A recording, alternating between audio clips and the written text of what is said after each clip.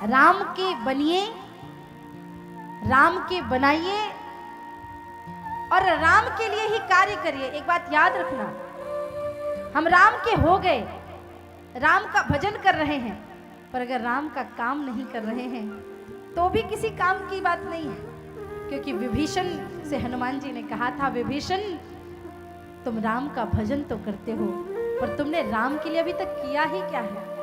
मां सीता को हरण करके ले आया रावण, तुमने क्या किया उसके लिए?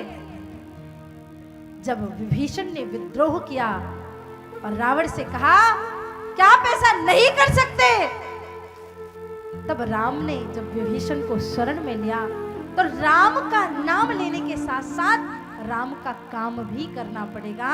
ये राष्ट्र राम का है तो राष्ट्र को बचाने के लिए काम करना पड़ेगा।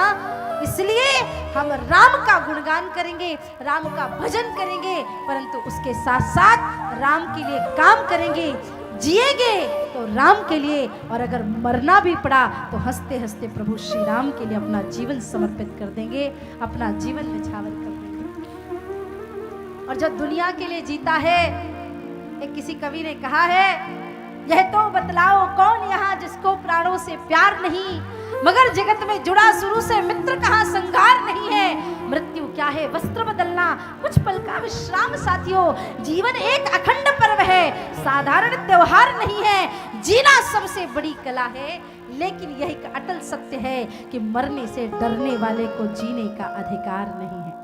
जो मृत्यु से डर गया वो क्या जिएगा?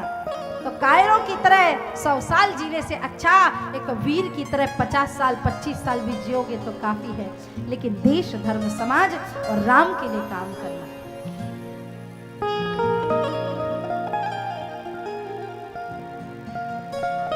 राम सर्वस्व है, राम आत्मा है, राम जीवन है, राम दिनचर्या है, राम रोम रोम में समाहित है।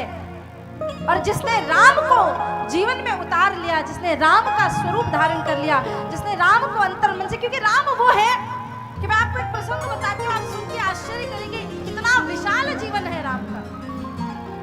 कि रावण ने कुंभकर्ण को जगाया और कहा, कुंभकर्ण उठ उठ, मुझे तेरी आवश्यकता है। बड़े ध्यान से आप लोग सुनना कि क्या है राम। तो कुंभकर्ण को जगाया और कहा कि ऐसी ऐसी बात हो गई है। तो कुंभकर्ण ने कहा, अगर सीता को प्राप्त करना ही एकमात्र उद्देश्य था, जिसके लिए इतना बड़ा युद्ध चल रहा है, तो सीधी सी बात थी, काम क्यों नहीं किया, राम का रूप धारण कर लेते। अगर राम का रूप धारण कर लेते तो कहीं से कहीं तक कोई समस्या ही नहीं आती। तुम राम का रूप धारण करते, सीता वैसे ही तुम्हें अपना स्वीकार कर लेती। रावण ने कहा, मैं इतना बड़ा मायावी व्यक्ति हूँ, क्या लगता है मैंने ये किया नहीं होगा? मैंने एक बार नहीं 2-3 बार राम का रूप धारण किया। तो कुंभकर्ण ने कहा, तो फिर क्या हुआ? बोले, जैसे मैं राम का रूप धारण करता हूँ, दुनिया की हर स्त्री के अंदर मुझे माँ और बहन का स्वरूप दिखाई देने लगता है। सोचिए राम के स्वरूप में कितनी विराटता होगी कि मात्र उनका स्वरूप धारण करने से व्यक्ति इतना महान हो जाता है।